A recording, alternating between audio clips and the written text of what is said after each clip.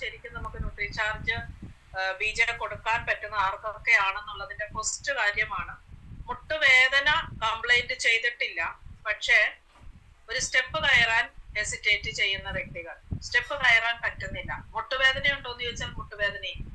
അങ്ങനെയുള്ള ആൾക്കാരാണ് ഏറ്റവും ആപ്റ്റ് ആയിട്ടുള്ളത് നമ്മുടെ പ്രൊഡക്റ്റ് കൊടുത്ത് കറക്റ്റ് 90 ഡേയ്സിനുള്ളിൽ അത് കൺവേർട്ട് ആയിട്ട് നോർമൽ ആയിട്ട് അവരുടെ ലൈഫ് കണ്ടിന്യൂ ചെയ്യാൻ പറ്റും.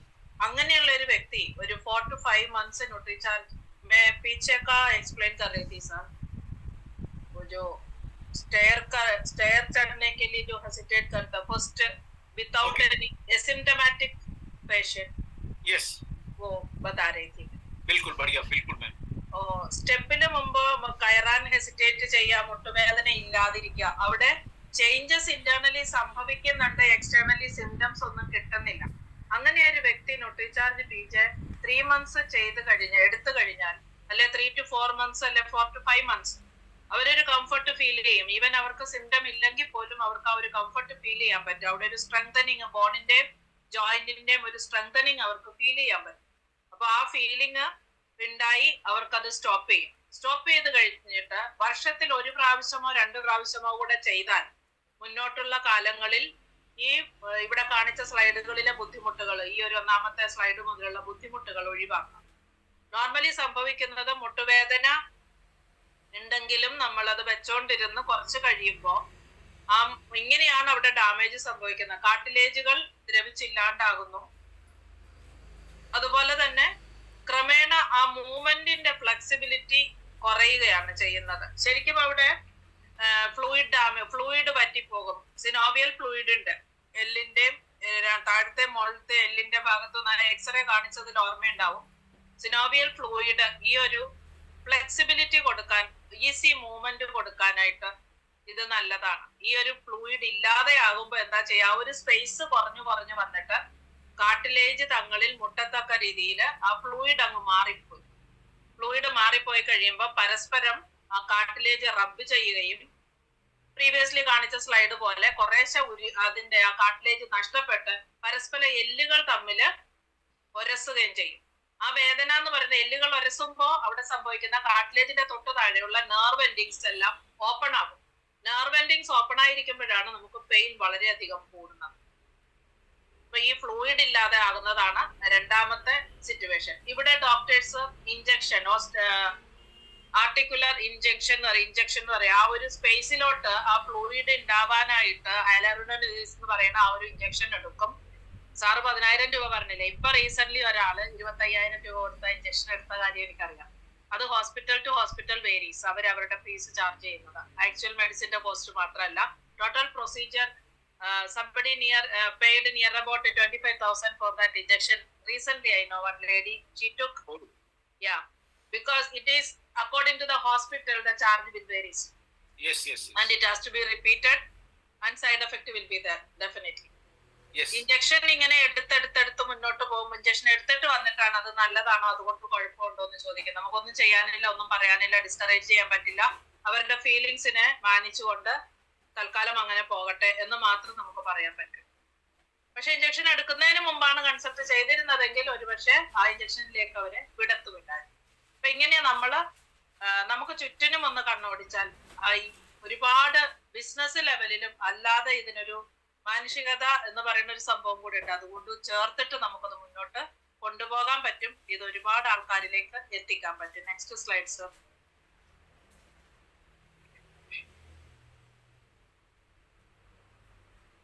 ഇതൊരു ആക്ച്വൽ എക്സ്റേ ആണ് കാണിച്ചിരിക്കുന്നത്. ശരിക്കും ഒരു വരച്ച പടമല്ല. ഫസ്റ്റ് പടം റെഡ്യൂസ്ഡ് ജോയിന്റ് സ്പേസ് എന്ന് പറഞ്ഞിട്ട് കാണിച്ചിട്ടില്ലേ, അതിലെ മുകളിലെ എല്ല്, അതായത് നമ്മുടെ തൊടയെല്ലാണ്. താഴെ 2 എല്ലുകളുണ്ട്, ടിബിയ ഫിബുല. ടിബിയ വണ്ണം ഉള്ളത്, ഫിബുല വണ്ണം കുറവുള്ളത്. അത് ചെറുവരലിന്റെ ഭാഗത്തുനിന്ന് മുകളിലേക്ക് എത്തി നിൽക്കുന്നത്. അത്രയും സ്പേസ് ഉണ്ട്. ആ ഒരു ബോണിന്റെ ഷേപ്പ്, മുകളിലത്തെ ബോണിന്റെ അവിടെ ഒരു ഗ്രൂവ് ഉണ്ട്. അവിടെ പോയി അതിന്റെ ഇടയ്ക്കുള്ള ഫ്ലൂയിഡിന്റെ ഇപ്പുറത്തായിട്ട് നിന്ന് അതിന്റെ പുറത്തുകൂടെ ശരിക്കും ആ മസിൽ കാണുന്നുണ്ടല്ലോ, ആ ലിഗമെന്റ്സ്, അതാണ് ശരിക്കും ആ ഒരു ജോയിന്റിന്റെ ഷേപ്പിനെ മെയിൻറ്റെയിൻ ചെയ്യുന്നത്. അപ്പൊ കാലക്രമേണ ഫ്ലൂയിഡ് കുറഞ്ഞു കഴിയുമ്പോൾ എങ്ങനെയാകുമെന്നാണ് പ്രോഗ്രസീവ് ആയിട്ട് ഇതിനകത്ത് കാണിച്ചിരിക്കുന്നത്. ഒരു നോർമൽ ജോയിന്റിന്റെ എക്സ്റേ ആണ് നടുക്ക് കാണിച്ചിരിക്കുന്നത്. ആ നടുക്ക് കാണിച്ചിരിക്കുമ്പോ അവിടനകത്തൊരു എല്ലുകളുടെ നടുക്ക് ഒരു നിവർന്ന് നിൽക്കുന്ന ഒരാളിന്റെ എക്സ്റേ ആണ്. എല്ലുകളുടെ നടുക്ക് ഒരു കറുത്ത സ്പേസ് ഉണ്ട്. ആ സ്പേസ് ഫ്ലൂയിഡിലൂടെ നമുക്ക് റേസ് കടന്നു പോകും, എല്ലിനകത്തൂടെ കടന്നു പോവില്ല. അതുകൊണ്ട് ഒബ്സ്റ്റക്കിൾ ആയതുകൊണ്ടാണ് എല്ലിനെ കാണാൻ പറ്റുന്നതും ഫ്ലൂയിഡ് കാണാൻ പറ്റില്ല. സുതാര്യമാണ്, അത് ആ രശ്മികളെ കടത്തി വിടുന്നത്. അതുകൊണ്ട് അവിടെ സ്പേസ് ആയിട്ടും ബ്ലാക്ക് ആയിട്ട് പോകും. ഇനി എയർ ആണെങ്കിലും ലങ്ങിന്റെ എക്സ്റേ, ശ്വാസകോശത്തിന്റെ എക്സ്റേ എടുത്ത് ആൾക്കാർ കണ്ടത് ഓർമ്മയുണ്ടാവും, കടന്ന് നല്ല ബ്ലാക്ക് കളർ ആയിരിക്കും. അവിടെ എയർ സ്പേസസ് മാത്രമാണ്. എയർ സ്പേസസ് അല്ലാതെ എന്തെങ്കിലും പാടോ ഒക്കെ ഉണ്ടെങ്കിൽ കട്ടിയുള്ള പാട് കാണാം, ചിലപ്പോൾ കുത്തുകൾ കാണാം. അതൊക്കെയാണ് ആ ലങ് കേടാണ് എന്ന് കാണിക്കുന്ന ഇൻഡിക്കേഷൻസ്. ഇവിടെ നോർമൽ ജോയിന്റ് ആണ്. മൂന്നാമത്തെ പടം നോക്കിക്കേ, അവിടെ ജോയിന്റ് സ്പേസേ ഇല്ല, അവിടെ ഫ്ലൂയിഡ് ഇല്ല, കാർട്ടിലേജ് ഇല്ല. ഒരെല്ലിന്റെ മുകളില് മറ്റേ എല്ല് വന്നിരിക്കുകയാണ്. ഇങ്ങനെ ഒരു അവസ്ഥ വരുമ്പോ, ഇതൊരു കുറെ വർഷങ്ങൾ എടുത്തിട്ടാണ് ഈ ഒരു അവസ്ഥയിൽ എത്തുന്നത്. കാലിന്റെ മടക്കിന്, അതായത് മുട്ടിന്റെ മടക്ക് ഭാഗത്ത് ബാക്ക് സൈഡിലായിട്ട് ഉരുണ്ടുകൂടിയ നീര് കാണാൻ പറ്റും. ശരിക്കും ഒരു നെല്ലിക്കാമുഴുപ്പ് മുതൽ ഒരു വലിയ ചെറുനാരങ്ങ വലുപ്പം വരെ കാണാൻ പറ്റും. ഇന്നലെ എൻ്റെ മുമ്പിൽ നടന്നു പോയ എൻ്റെ ഒരു ക്ലാസ്മേറ്റിന്റെ കാലിന്റെ ബാക്ക് ഭാഗത്ത് ഇത്രയും വലിയ ഒരു നെല്ലിക്കാമുഴുപ്പില് ഒരു സംഭവം കാണാനിടയായി. സംസാരിക്കാൻ അവസരം ഉണ്ടായില്ല, ഇനി വിളിക്കുമ്പോൾ സംസാരിക്കാന്ന് വെച്ചു. അപ്പൊ ഇങ്ങനെയുള്ള ഈ ഒരു ഡാമേജ് ആർട്ടിഫിഷ്യൽ ആയിട്ടൊരു ജോയിന്റ് അവിടെ വെച്ചിട്ട്, അവിടെ ഒറിജിനൽ സാധനങ്ങളെല്ലാം മാറ്റിക്കൊണ്ട് ഒരു പ്ലാസ്റ്റിക് അല്ലെങ്കിൽ സിലിക്കോൺ ഏത് മെറ്റീരിയലും ആയിക്കോട്ടെ ഒരു പ്രാവശ്യം റീപ്ലേസ് ചെയ്ത് വെക്കുന്നതാണ് നമ്മുടെ നീ ജോയിന്റ് റീപ്ലേസ്മെന്റ് എന്ന് പറയുന്നത്. ഫോർത്ത് വൺ സർ, ഇത് നോർമൽ ആയിട്ടുള്ള ഒരു എല്ലിന്റെ റിസക്ഷനും ഒട്ടും നോർമൽ അല്ലാത്ത എല്ലാ കേടുപാടുകളുമുള്ള ഒരു എല്ലിന്റെ ഭാഗമാണ്. ക്രോസ് സെക്ഷനാണ് ഇത് കാണിച്ചിരിക്കുന്നത്. ആദ്യത്തെ പടത്തിനകത്ത് ശരിക്കും സ്പേസ് കുറവാണ്, രണ്ടാമത്തെ പടത്തില് സ്പേസ് ഉണ്ട്. ഈ ഒരു സ്പേസ് എന്ന് പറയുന്നത് ഉണ്ടായിരിക്കുന്നത് മെഷ്, അത് പ്രോട്ടീൻ മെഷ് ആണ്. മെഷ് എന്നേ ഇതിന് പറയാൻ പറ്റുള്ളൂ, മലയാളത്തിൽ എന്താ അതിന് പാട പോലെയുള്ള സംഭവങ്ങൾ, അത് ആ പ്രോട്ടീൻ ആണ്. നമ്മൾ കൊളാജൻ എന്ന് പറയുന്ന ഭാഗം, അതിന്റെ കൂട്ടത്തിൽ ആ ബോണിന് സ്ട്രെങ്ത് കൊടുക്കാനും അതിന് ഷേപ്പ് കൊടുക്കാനുമായിട്ടുള്ള മഗ്നീഷ്യം, കാൽഷ്യം. ശരീരത്തിന്റെ ടോട്ടൽ മഗ്നീഷ്യത്തിന്റെ 50% നമ്മുടെ എല്ലുകളിലാണ് ശേഖരിച്ചു വെച്ചിരിക്കുന്നത്. കാൽഷ്യം എല്ലുകളിലേക്ക് എത്തണമെന്നുണ്ടെങ്കിൽ K27 വേണം. നമ്മുടെ പ്രൊഡക്റ്റിനകത്ത് calcium, magnesium, phosphorus, K27 vitamin ഇതെല്ലാം കൂടി ഉണ്ടെങ്കിലേ ഇതുപോലെ നല്ല ഒരു നോർമൽ ബൈൻഡഡ് ആയിട്ട് കൊളാജൻ അവിടെ ഉണ്ടാവുള്ളൂ, ബൈൻഡഡ് ആയിട്ട് മഗ്നീഷ്യം, കാൽഷ്യം ഉണ്ടാവും. പ്രായം മുന്നോട്ട് പോകുന്നതനുസരിച്ച് ഹോർമോണൽ ഇംബാലൻസ് ഉണ്ടാവും. പ്രത്യേകിച്ച് സ്ത്രീകളിൽ 40-ന് ശേഷം ഈസ്ട്രജന്റെ കുറവുണ്ടാവും. ഈസ്ട്രജൻ ഹോർമോണിന്റെ കുറവ് വരുമ്പോൾ ഓസ്റ്റിയോപോറോസിസ് കൂടാനുള്ള സാധ്യതയുണ്ട്. അവിടെ ആ ഇടയ്ക്കുള്ള ഈ ബോണിനകത്ത് ഡെപ്പോസിറ്റ് ഉള്ള മഗ്നീഷ്യം, കാൽഷ്യം ഒക്കെ പുറത്തോട്ട് ചാടാനുള്ള കാര്യങ്ങളുണ്ട്. മറ്റ് സാഹചര്യങ്ങളുണ്ട്, പഞ്ചസാര അധികം ഉപയോഗിക്കുക, കൊക്കക്കോള അധികം ഉപയോഗിക്കുക, അങ്ങനെ ഒരുപാട് സാധനങ്ങൾ അതിനകത്ത് വരുന്നുണ്ട്. വെയിൽ കൊള്ളാതിരിക്കുക, ഉപ്പ് കൂടുതൽ കഴിക്കുക, ഇങ്ങനെയുള്ള ഡെഫിഷ്യൻസികളും നമ്മുടെ ജീവിത രീതികളും ഹോർമോൺ ഇംബാലൻസസും എല്ലാം അഡ്വാൻസിങ് ഏജിൽ ഇത് ഉണ്ടാവണം എന്ന് നിർബന്ധമുണ്ടോ എന്ന് ചോദിച്ചാൽ ഒട്ടും തന്നെ ഇല്ല. പക്ഷെ നമ്മളുടെ കണ്ട് പരിചയം, കേട്ടു പരിചയം, നമ്മുടെ വീട്ടിലുള്ളവർ, അയൽപക്കത്തുള്ളവർ എല്ലാവരെയും കണ്ടു പരിചയം, പ്രായമാകുമ്പോൾ അങ്ങനെയൊക്കെയാണ്. ജസ്റ്റ് നമ്മൾ അതിനെ അക്സെപ്റ്റ് ചെയ്ത് ഇങ്ങനെയൊക്കെ ആയിരിക്കും എന്ന് പറയുന്നു. പക്ഷെ അത് പ്രിവെന്റീവ് ആണ്. ഒരിക്കലും പ്രായമാകുന്നത് കൊണ്ട് ആ സ്ട്രക്ചറിന് വേരിയേഷൻ വരേണ്ട ആവശ്യമില്ല. കറക്റ്റ് ആയിട്ടൊരു ജീവിത രീതിയും കറക്റ്റ് ആയിട്ടുള്ള ഭക്ഷണ രീതിയും മെയിൻ്റനൻസ് നന്നായിട്ട് ചെയ്യുകയും ചെയ്യുന്ന, എക്സസൈസും ചെയ്യുന്ന ഒരു വ്യക്തിയെ ഈവൻ ഈസ്ട്രജൻ ഡൗൺ ആയാൽ പോലും നമുക്കതിനെ മെയിൻറ്റെയിൻ ചെയ്ത് ആ ഒരു ഡൗണിലേക്ക് പോകാതെ, ആ ഒരു ഏജിൽ അങ്ങനെ പോകണം എന്നൊരു ഫാക്ടർ ഉണ്ടെങ്കിൽ പോലും നമുക്കത് പോകാതെ തടയാനും ഹെൽത്തി ആയിട്ടിരിക്കാനും ആ ഒരു പ്രായമായ അവസ്ഥയിലും യൗവനത്തിലെ എനർജിയോടുകൂടി ചുറുചുറുക്കോടുകൂടി നടക്കാനും ഉള്ള ഒരു പവർ ആ എല്ലുകൾക്കുണ്ടാകും. കൂടുതലും സ്ത്രീകളിലാണ് ഓസ്റ്റിയോപോറോസിസ് കൂടുതലുള്ളത്, പുരുഷന്മാരിലും കുറവൊന്നുമല്ല. Yes sir. And I was referring to a recent study, Kankama ma'am. Yeah. Millions of rupees spent on those injections. The response is very minimal, not worth it actually. Repeatedly needed, sir. Repeatedly needed, and even then the response is variable. Somebody gets relief, many people don't get relief, and for a short span of time, be relieved. Yeah. So that is not really a good choice. ഇപ്പൊ നിങ്ങളോട് ആരെങ്കിലും ജോയിന്റിന് injection എടുക്കട്ടെ, വേദന കുറയുമെന്ന് doctor പറഞ്ഞു എന്ന് പറഞ്ഞാൽ ഒറ്റ ആൻസറേ ഉള്ളൂ, വളരെ കുറച്ചൊരു കാലയളവിലേക്ക് ഒരു റിലീഫ് തോന്നാം, പക്ഷെങ്കിൽ അതൊരു പെർമനന്റ് സൊല്യൂഷൻ അല്ല. അതിന്റെ സൈഡ് എഫക്റ്റുകൾ ഉണ്ടാവാം. അതുപോലെ തന്നെ റിപ്പീറ്റ് ആയിട്ട് അത് എടുക്കേണ്ടി വരും. ഓരോ പ്രാവശ്യം 25,000 രൂപ കൊടുത്ത് ഇഞ്ചക്ഷൻ എടുക്കുന്ന ഒരുപാട് പേരെ നമുക്ക് പരിചയമുണ്ട്. അവരത് വിശ്വസിക്കും, ബിക്കോസ് ഡോക്ടറാണ് അത് പറയുന്നത്. പക്ഷെ നമുക്കല്ലാതെ അത് കൺവിൻസ് ചെയ്യാൻ നമുക്ക് പറ്റണം. ഡോക്ടറിനെ കൊണ്ട് തന്നെ ഇത് ഈ ഒരു ന്യൂട്രിചാർജ് BJ പ്രിസ്ക്രൈബ് ചെയ്യിപ്പിക്കാൻ നമുക്ക് പറ്റണം. ആ ലെവലിലേക്ക് നമ്മൾ ഉയർന്നാൽ അത് ചെയ്യാൻ പറ്റും. Yes, sir. So now we are showing the video. How? Arthritis. Now, but why should we think about this video before we proceed further? Because many people feel abhi to kam problem hai, baad mein dekhenge. That is wrong.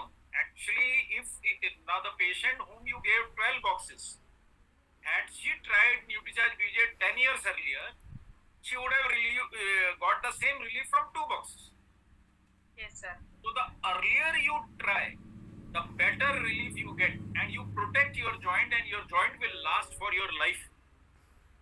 The more you delay and the damage is extensive, the relief is also less, and you cannot reverse the total damage, no? Yeah. So if I lose 100 rupees, I can recover maybe 20, 30, 40. But if I lost only 20 rupees, I can almost recover my entire health.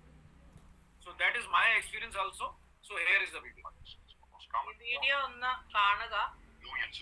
It's classified as mild, moderate, and severe. It affects many parts of the body, including the knee. The knee joint is made up of the femur, tibia, patella, along with the synovial membrane, which contains synovial fluid. Synovial fluid acts as a lubricant in the knee joint.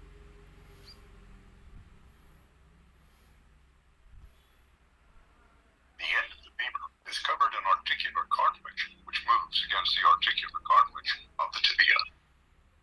Oh, I'm so sorry. I accidentally touched it and it stopped. Osteoarthritis is the most common form of arthritis and affects millions of individuals. It is classified as mild, moderate, to severe. It affects many parts of the body, including the knee. The knee joint is made up of the femur, tibia, Bones patella of the joint. along with the synovial membrane, which contains synovial fluid. Synovial fluid acts as a lubricant in the knee joint. Synovial fluid is joint fluid only. And look how beautifully a healthy joint works. Is covered in articular cartilage, which moves against the articular cartilage of the tibia. When we are 20, 25-year-old, that is how our knee works. Cartilage is smooth, without fissuring, and the bone is smooth. The synovial fluid is viscous, aiding in lubrication. The knee can move through its range of motion without pain. Over time, osteoarthritis affects the bone, cartilage, and synovial fluid of the knee. With mild knee osteoarthritis, Mild you damage. get to have discomfort in the knee joint.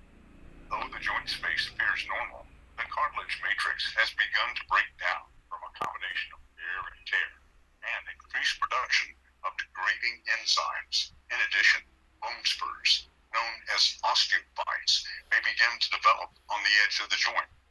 These small, smooth, When the bone rubs against the bone, Kankama ma'am, these pointed things emerge. Osteophytes. Progression of the disease may be slowed at this stage by increased exercise and weight loss. At this stage, even 1 or 2 boxes will give relief. With moderate knee At this stage, 5, 6 boxes would be needed. much more damage. The cartilage surface between the bones has begun to erode, narrowing the gap between the femur and the tibia. Hyaluronic acid, which helps synovial fluid lubricate the joint, is now becoming less viscous, elastic, and concentrated. Osteoarthritis often affects the subchondral bone, located just underneath the cartilage. Subchondral bone provides height and oxygen to the cartilage. As subchondral bone flattens and tries to repair itself, cytokines and proteins are released into the synovial fluid. Now what is happening when the joint gets damaged? Our own immune system releases chemicals and enzymes which further damage the joint. In number and size making the bone rougher. All these factors combine to make joint pain more severe and long-lasting. At this stage, you will need at least 8-10 boxes before you get relief. So that is where you gave to that woman at Vijay. Very bad situation. Yes, sir. But the earlier we try, the better it is. Pain relievers, HA, or steroid injections are commonly prescribed treatments. With severe OA, conditions worsen dramatically. The joint space has become far narrower, causing more rapid and severe destruction of the cartilage. The knee becomes inflamed and sore. Synovial fluid. Now this person cannot get up from the bed. So if we delay, that is the cost. In the synovial membrane, destructive proteins are produced which further degrade So cartilage. रोजी powder जो डाला है हमने ma'am, वो ये chemical को release नहीं होने देता. Continue to develop. Bone moves against bone, not cartilage. This is very painful for this person to walk. Even getting up is painful. Blind or severely impacted. Treatment for severe OA is typically surgery by receiving a partial or total knee replacement. So last night I was reading, we should be thankful to the Lord for what we have. If you have a healthy knee joint, you do not know the pain of people who cannot walk, because the life stops. So 3-4 points in this video have been highlighted. Number 1, note down ma'am, Yeah. there is continuing damage to the joint. So the more you delay taking supplements, the more is damage to the joint. Number 2, with more damage, recovery is never complete. So if at an early stage you feel discomfort, you start taking supplements like Nutrichurch BJ, the recovery is nearly 100%. Never 100, but very good recovery. But if you start taking it after say 10 years, 15 years, the recovery would be 50-50. You will be able to walk, but you cannot run. You will still have tender joints. You will have to keep repeating the supplement. So the earlier you start, the better you are. So if you are a woman and if you are 40-50-year-old and if you have slight discomfort, taking Nutrichurch BJ for 2 months will keep your joint say in good shape for maybe say 5-6 months. So once or twice a year, if you are above 40-50, you are a woman, you can think about taking Nutrichurch BJ if you have slightest difficulty in climbing the stairs. And if your body scan shows reduced bone, get alerted. Okay? So this was the video. Would you like to discuss the video, Kankama ma'am, or should I go ahead? You go ahead. ഒന്ന് explain ചെയ്യുന്ന slides ആണ്. ഇതിന്റെ screenshot എടുത്ത് വെക്കാം. അത് വളരെ ഉപകാരമായിരിക്കും മറ്റുള്ളവരെയൊക്കെ പെട്ടെന്ന് കാണിച്ചു കൊടുക്കാനൊക്കെ. അപ്പൊ ഇതിനകത്ത് സാറ് എക്സ്പ്ലെയിൻ ചെയ്തിരിക്കുന്നത് ഗ്ലൂക്കോസാമിൻ ഹൈഡ്രോക്ലോറൈഡിനെ പറ്റിയാണ്. ഗ്ലൂക്കോസാമിൻ ഹൈഡ്രോക്ലോറൈഡ് അല്പം കോസ്റ്റ്ലി ആണ്. അതിന്റെ ബയോ അവൈലബിലിറ്റി നമ്മൾ കഴിച്ചു കഴിഞ്ഞാൽ 99% നമ്മുടെ രക്തത്തിൽ അവൈലബിൾ ആകുന്ന ഒരു കണ്ടന്റ് ആണ്. ഇതിന് ബദലായിട്ട് നമുക്ക് കമേഴ്ഷ്യലി ഫാർമസ്യൂട്ടിക്കൽസ് കിട്ടുന്നത് ഗ്ലൂക്കോസാമിൻ സൾഫേറ്റ് എന്ന് പറയുന്നതാണ്. അതിന്റെ പ്യൂരിറ്റി കുറവാണ്.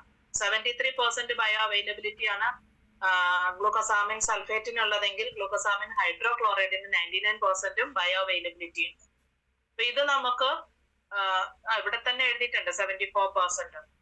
ഇനൂലിൻ ഉണ്ട്, മിൽക്ക് കാൽഷ്യം ഉണ്ട്, വൈറ്റമിൻ K27 ഉണ്ട്, വൈറ്റമിൻ D3 ഉണ്ട്, മഗ്നീഷ്യം ഉണ്ട്, ബോറോൺ ഉണ്ട്, മാംഗനീസ് ഉണ്ട്. ഇതിന്റെ ഒരു കോമ്പിനേഷൻ എന്ന് പറയുന്നത് മിൽക്ക് കാൽഷ്യം വളരെ കോസ്റ്റ്ലിയർ ആണ്. നമ്മുടെ പ്രൊഡക്റ്റ് ന്യൂട്രിചാർജ് BJക്ക് വില കൂടുതൽ എന്ന് പറയുമ്പോൾ എന്തുകൊണ്ട് വില കൂടുന്നു? ഏറ്റവും അധികം വിലയുള്ള വൈറ്റമിൻ ആണ് വൈറ്റമിൻ K27. അധികം ആരും കമേഴ്ഷ്യലി യൂസ് ചെയ്യാത്ത സംഭവമാണ്. അതുപോലെ മിൽക്ക് കാൽഷ്യം ആരും യൂസ് ചെയ്ത് കണ്ടിട്ടില്ല. മിൽക്ക് കാൽഷ്യത്തിന്റെ കാര്യം കേട്ടിട്ട് കൂടെ ഇല്ല ഫാർമസ്യൂട്ടിക്കൽസിൽ. നമ്മൾ കേൾക്കുന്ന കാൽഷ്യം എന്ന് പറയുന്നത് കാൽഷ്യം കാർബണേറ്റ് ആണ്. ആ കാൽഷ്യം കാർബണേറ്റ് സിംഗിൾ പ്രൊഡക്റ്റ് ആയിട്ട് കിട്ടുമ്പോൾ നമ്മളത് വിഴുങ്ങുന്നു എന്നുള്ളത് സത്യം, പക്ഷെ അത് ബോണിലേക്ക് എത്തുന്നില്ല എന്നുള്ളത് വേറൊരു സത്യമാണ്. കാൽഷ്യം വൈറ്റമിൻ D3 കൂടെ ചെന്നാൽ പോലും അത് അബ്സോർബ് ചെയ്യുന്നില്ല. കാരണം നമ്മൾക്ക് ഡയറ്ററി ഫൈബർ എന്ന് പറയുന്നത് വളരെ കുറവാണ് നമ്മുടെ ഭക്ഷണത്തിൽ. അതുകൊണ്ട് തന്നെ ബൈൻഡിങ് മെറ്റീരിയൽ ആയിട്ട് അല്ലെങ്കിൽ അബ്സോർപ്ഷനെ ഹെൽപ്പ് ചെയ്യാൻ ഇനൂലിൻ എന്ന സബ്സ്റ്റൻസ് നമുക്ക് ഇവിടെ ആഡ് ചെയ്തിട്ടുണ്ട്. ഈ ഒരു പാക്കേജിൽ തന്നിരിക്കുന്ന വൈറ്റമിൻസും മിനറൽസും ഒരുപോലെ അബ്സോർബ് ചെയ്യാൻ പാകത്തിനുള്ള ഒരു കോമ്പിനേഷൻ ആക്കിയാണ് നമുക്ക് തന്നിരിക്കുന്നത്. ഇതിൽ ഒന്നിനെയും കളയാൻ പറ്റില്ല. മിൽക്ക് കാൽഷ്യം വളരെ വില കൂടുതലാണ്, K27 അതിനേക്കാൾ വില കൂടുതലാണ്. ഈ പ്രൊഡക്റ്റിനകത്ത് ഇട്ടിരിക്കുന്ന rosehip extract, milk calcium, vitamin K27 ഈ 3 സാധനമാണ് ഇതിന്റെ വില കൂട്ടിയിരിക്കുന്നത്. അപ്പൊ ഇതിനുകൊണ്ട് കഴിച്ചിട്ട് എങ്ങനെയാണ് ബെനിഫിറ്റ് കിട്ടുന്നതെന്ന് ചോദിച്ചാൽ, ഒരാളിന് നേരത്തെ ഉണ്ടായിരുന്ന സിംറ്റം റിലീഫ് ആയിട്ട് അദ്ദേഹത്തിന് നടക്കാൻ പറ്റുന്നു, അല്പമെങ്കിലും ഫ്രീഡം, മൂവ്മെന്റ് ഫ്രീഡം കിട്ടുന്നു, ഫ്ലെക്സിബിലിറ്റി കിട്ടും. അതാണ് അതിന്റെ നമുക്കൊരു റിസൾട്ട് ആയിട്ട് അല്ലെങ്കിൽ ഒരാളിന്റെ ഫോളോ അപ്പ് ചെയ്യുമ്പോഴത്തേന് നമുക്ക് കിട്ടുന്ന ഒരു റിസൾട്ട് ഇതാണ്. ഇതിന്റെ സ്ക്രീൻഷോട്ട് എടുത്തു വെക്കാം. എങ്ങനെയാണ് വ്യത്യാസം വരുന്നത് എന്നുള്ളത് നമുക്ക് മനസ്സിലാകും. ഗ്ലൂക്കോസാമിൻ ഹൈഡ്രോക്ലോറൈഡ് ആണ് അതിനവിടെ ഹെൽപ്ഫുൾ ആകുന്നത്. Next slide. Next milk calcium already explained ആണ്. മിൽക്ക് കാൽഷ്യം എന്ന് പറയുന്നത് ഏറ്റവും കൂടുതലായിട്ട് അബ്സോർബ് ചെയ്യുന്നു. അപ്പൊ ന്യൂട്രിചാർജ് വുമൺ ടാബ്ലറ്റിലുള്ളത് മിൽക്ക് കാൽഷ്യം ആണെന്ന് എടുത്തെടുത്ത് പറയാൻ കാരണം ക്വാളിറ്റി കൂടുതലുള്ള മുന്തിയ ക്വാളിറ്റി വേൾഡ് ക്ലാസ് പ്രൊഡക്റ്റ് എന്ന് പറയാനുള്ള കാരണവും ഇതൊക്കെ തന്നെയാണ്. ഏറ്റവും വില കൂടിയ, അത് പ്രോസസ്സിങ്ങും വളരെ വ്യത്യസ്തമാണ്, വളരെ കോസ്റ്റ്ലിയർ ആയിട്ടുള്ള ഒരു പ്രോസസ്സിംഗ് ആണ്. അതിന്റെയൊക്കെ ചാർജ് വരുമ്പോൾ അതൊക്കെ നമ്മൾ ഈടാക്കുന്നത് നമ്മുടെ പ്രൊഡക്റ്റിന്റെ ചാർജിലൂടെയല്ലേ. അത് മസിൽ ബിൽഡിങ്ങിനും അതുപോലെ ബൈൻഡപ്പ് ചെയ്യാനും ഒക്കെ സഹായിക്കും. മൂന്നാമത്തേത് ഇനൂലിൻ എന്ന് പറയുന്നത് ഡയറ്ററി ഫൈബർ. ഇത്രയും കണ്ടന്റുകൾ ഒരുപോലെ ഉള്ളിലേക്ക് അബ്സോർബ് ചെയ്യണമെങ്കിൽ അതിന് ആനുപാതികമായിട്ട് ഫൈബർ ഉണ്ടാവണം. ആ ഫൈബർ ആണ് ഇനൂലിൻ എന്ന പേരിൽ ഇട്ടിരിക്കുന്നത്. ഡയറ്ററി ഫൈബർ ആണ്, വേറൊന്നുമല്ല. ഇത് നമ്മൾ ഉള്ളിൽ ചെന്ന് കഴിയുമ്പോൾ നമുക്കൊരു ഫുൾനെസ് ഫീൽ ചെയ്യും, നമുക്ക് വിശപ്പും കുറയും. വൈകുന്നേരം എടുത്ത് കഴിക്കുന്ന വ്യക്തികൾക്ക് രാത്രിയിൽ ഡിന്നർ കഴിക്കാനായിട്ട് ബുദ്ധിമുട്ടാണ്. അത് നല്ലതായിട്ടൊരു വിശപ്പ് ശമിക്കും. കുറെ മണിക്കൂറുകൾ നേരത്തേക്ക് നമുക്ക് പെട്ടെന്ന് വിശപ്പോ മറ്റു സാധനങ്ങൾ കഴിക്കാനോ ഉള്ള തോന്നലില്ല. കാരണം ഞാനിത് പേഴ്സണലി എക്സ്പീരിയൻസ്ഡ് ആണ്, അതുകൊണ്ടാണ് പറയുന്നത്. വൈകുന്നേരം ന്യൂട്രിചാർജ് BJ എടുക്കാത്ത ദിവസം മാത്രമേ ഡിന്നർ കഴിക്കാൻ പറ്റുള്ളൂ, അല്ലെങ്കിൽ എനിക്ക് ഡിന്നർ കഴിക്കാൻ പറ്റാറില്ല എന്നുള്ളതാണ് സത്യം. അതാ ഇനൂലിൻ കൊടുക്കുന്ന ഫുൾനെസ് ആണ്. പിന്നെ vitamin K27 explained already sir. Okay, K27 എങ്ങനെയാണ് ചെയ്യുന്നതെന്നുള്ളതാണ്.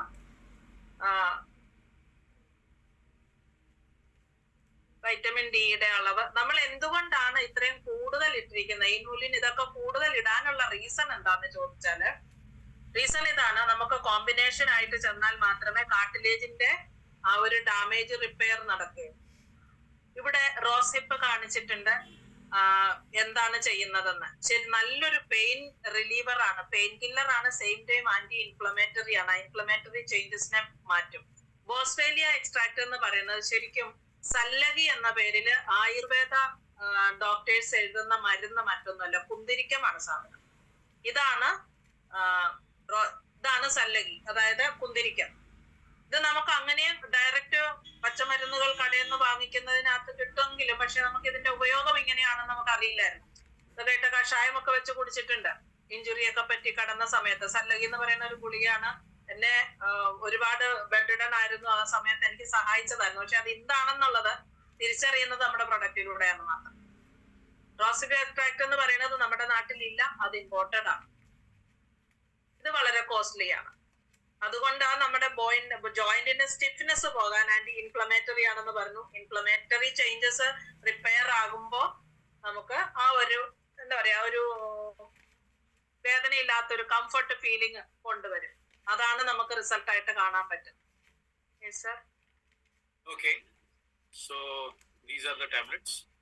ടാബ്ലറ്റ് ഫോമിൽ നമുക്കുള്ള കണ്ടന്റുകളാണിത്.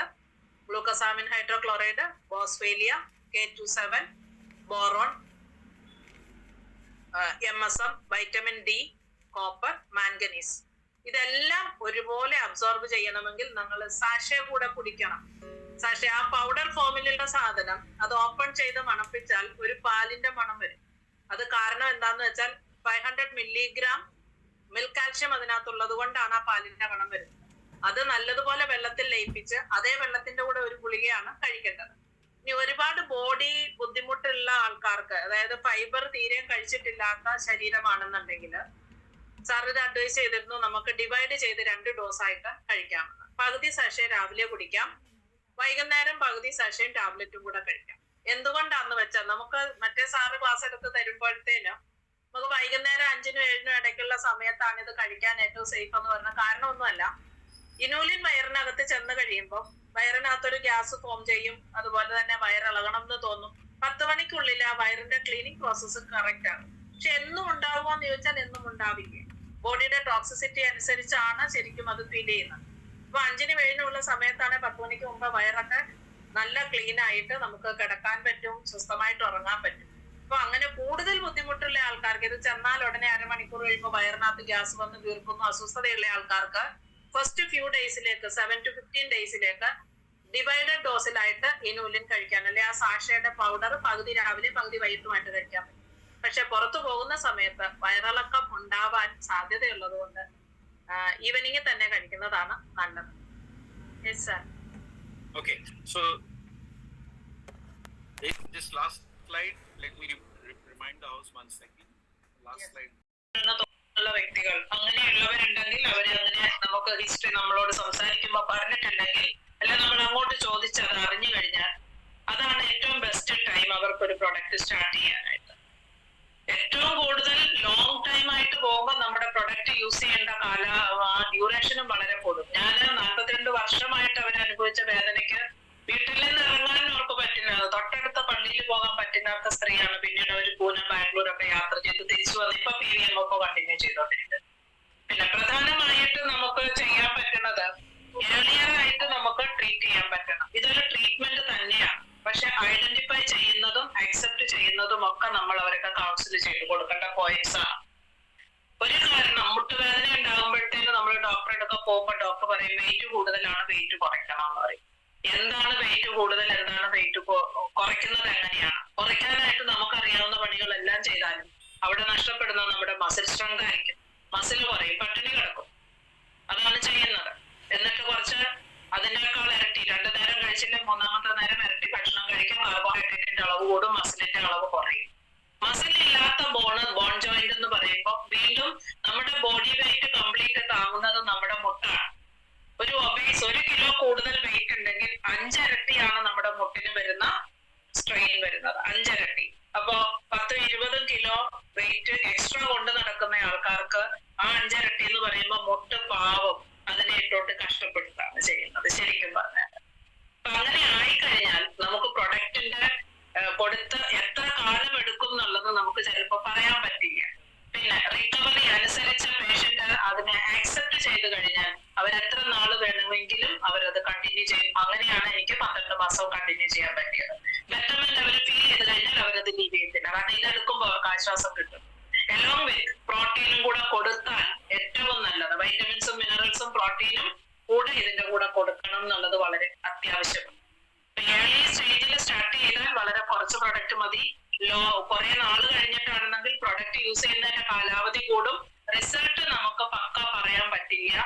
നമുക്ക് സ്ട്രോങ് ആയിട്ട് അവരോട് പറയാൻ പറ്റില്ല റിസൾട്ട് ഒപ്പം കിട്ടുമെന്ന് പറഞ്ഞ് അവരെ കൺവിൻസ് ചെയ്യാൻ ബുദ്ധിമുട്ട്. ചെയ്ത് നോക്കാം, അതൊരു ചാൻസ് എടുക്കൽ മാത്രമാകും. Next slide sir. Over weight is over. ഈ ഒരു സ്റ്റേജിലുള്ളവർക്ക് സാറ് പറഞ്ഞത് സാറ് കൊടുക്കില്ല എന്നാ പറഞ്ഞത്.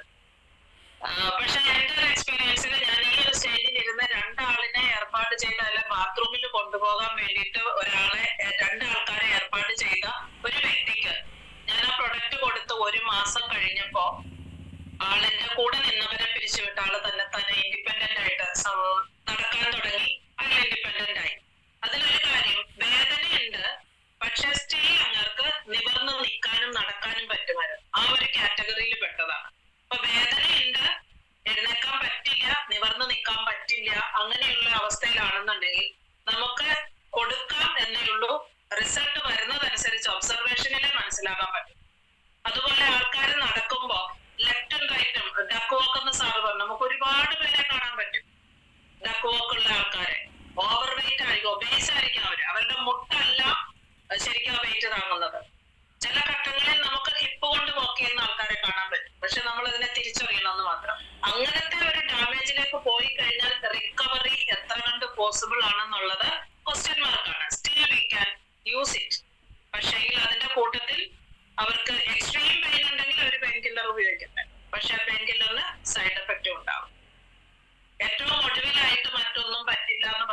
ഘട്ടത്തിലാണ് ഈ ഒരു സർജറിക്ക് പോകുന്നത്. സാർ അവിടെ ഒരു ഉദാഹരണം പറഞ്ഞത് വളരെ കറക്റ്റ് ആണ്. 3 തരം ജോയിന്റ്സ് നിരത്തി വെച്ച് കൗൺസിലിംഗ് ചെയ്യുമ്പോൾ പേഷ്യന്റിന്റെ ബൈസ്റ്റാൻഡറെയും കൗൺസിലിംഗ് ചെയ്യുമ്പോഴത്തേന് ഏറ്റവും കൂടിയതും മീഡിയം റേറ്റും ലോ കോസ്റ്റും എല്ലാം കാണിക്കും. സത്യസന്ധമായിട്ട് ചെയ്യുന്നുണ്ടോ ഇല്ലയോ എന്നുള്ളത് ക്വസ്റ്റ്യൻ മാർക്കാണ്. ഇതിന്റെ ഒരു ഓപ്പറേഷൻ കഴിഞ്ഞാൽ ഒരു 15 വർഷമാണ് ഈ ജോയിന്റിന്റെ ഗ്യാരണ്ടി പറയുന്നത്. അത് ഏറ്റവും ടോപ്പ് ക്വാളിറ്റി മെറ്റീരിയൽ ഉപയോഗിച്ച ജോയിന്റ് ആണ് വെക്കുന്നത്. പക്ഷേ പലർക്കും ഒരു 5-6 വർഷം കഴിയുമ്പോൾ വീണ്ടും ബുദ്ധിമുട്ടാകും.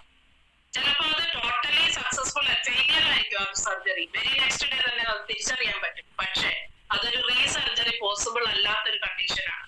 അതുകൊണ്ട് നമ്മൾ ചെയ്യേണ്ടത് നമ്മുടെ കൗൺസിലിംഗ് പോയിന്റിൽ പറയേണ്ട ഒരു കാര്യം, മാക്സിമം സർജറി പോസ്റ്റ്പോൺ ചെയ്യുക. സർജറി മുന്നോട്ട് തള്ളി ഒരു 60 വയസ്സ് വരെ, ഒരു 60-70 വയസ്സിലാണ് ശരിക്കും ഈ സർജറി ചെയ്യേണ്ടത്. അതുവരെ സർജറി ചെയ്യിക്കാതിരിക്കുക. പിന്നീടുള്ള 15 വർഷം എന്ന് പറയുന്നത് 75-80 വയസ്സാകുമ്പം ഓൾമോസ്റ്റ് വീട്ടിൽ തന്നെ, കാരണം ബാക്കി കാര്യങ്ങളൊക്കെ ചെയ്ത് കഴിഞ്ഞിട്ടുണ്ടാവും, വീട്ടിൽ തന്നെ ഇരുന്ന് മാനേജ് ചെയ്യാവുന്ന ഒരു ലെവലിലേക്ക് പോയിട്ടുണ്ടാവും. ചിലപ്പോൾ ആള് ഉണ്ടായില്ല എന്നും വരും. ഇപ്പൊ ഫസ്റ്റ് ക്വാളിറ്റി സാധനം പറഞ്ഞിട്ട് ലോ ക്വാളിറ്റി സാധനം വെച്ച് ഫിറ്റ് ചെയ്ത് വിടുന്നുണ്ടോ ഇല്ലയോ എന്ന് നമുക്കറിയില്ല. അങ്ങനെ ചെയ്യുന്നിടം കുറവല്ല. അപ്പം റീപ്ലേസ്മെന്റ് വൺസ് ചെയ്ത് കഴിഞ്ഞാൽ 15 വർഷമാണ് അവർ ഗ്യാരണ്ടി പറയുന്നത്. അപ്പൊ ഒരു യങ്ങാണ്, ഒരു 40 വയസ്സുള്ള ഒരു വ്യക്തി നീ റീപ്ലേസ്മെന്റ് സർജറി ചെയ്ത് കഴിഞ്ഞാൽ 55 വയസ്സാകുമ്പോഴത്തേനും അദ്ദേഹത്തിന് വീണ്ടും ബുദ്ധിമുട്ടാണ്, രണ്ടാമതൊരു സർജറി പോസിബിൾ ആണ്. അങ്ങനെ ചെറുപ്രായത്തിൽ ഈ സർജറി ഒരിക്കലും പറഞ്ഞു കൊടുക്കാതിരിക്കുക. മീൻസ് അവർക്ക് അതിന്റെ ദൂഷ്യവശം പറഞ്ഞു കൊടുക്കാൻ നമ്മൾ പഠിച്ചിരിക്കും. നമ്മൾ മെഡിക്കൽ പേഴ്സണൽ ആവണം എന്നൊന്നുമില്ല. നമുക്ക് കിട്ടുന്ന ഈ ഒരു നോളജ് നമ്മളെ ഓരോരുത്തരെയും ശരിക്കും പോളിഷ് ചെയ്ത് വളരെ വ്യക്തമായിട്ട് സംസാരിക്കാനുള്ള കപ്പാസിറ്റി, ഇത് നമ്മൾ ഉൾക്കൊള്ളുക, നമ്മൾ അതിനെ പൂർണ്ണമായിട്ട് ഉൾക്കൊണ്ട് ആ ഒരു കോൺഫിഡൻസോട് കൂടി വേറൊരാളോടും ചോദിക്കേണ്ട ആവശ്യമില്ല. ഇത് ഞാൻ പറയുന്നത് നിങ്ങൾ വിശ്വസിക്കാന്ന് പറയാൻ പാകത്തിന് നമ്മളുടെ കൺവിക്ഷൻ കൂടും. Yes sir.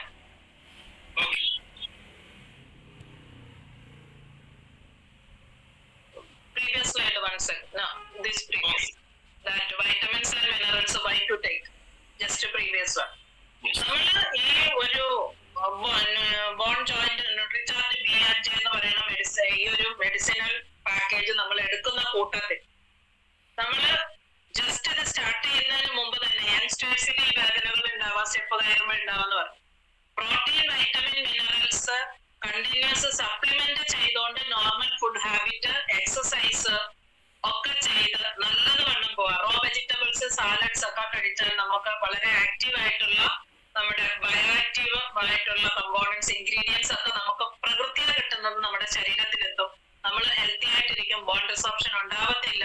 അതുപോലെ ഏജിന് റിലേറ്റഡ് ചേഞ്ചസ് അവിടെ വരുന്നതിന് നെഗ്ലിജിബിൾ ആയിട്ടുള്ള ചേഞ്ചസ് ഉണ്ടാവും. ഹെൽത്തി ആയിട്ട് ത്രൂ ഔട്ട് ലൈഫ് ജോലി ചെയ്യാനായിട്ട് നമ്മളെ ഹെൽപ്പ് ചെയ്യും. Yes sir.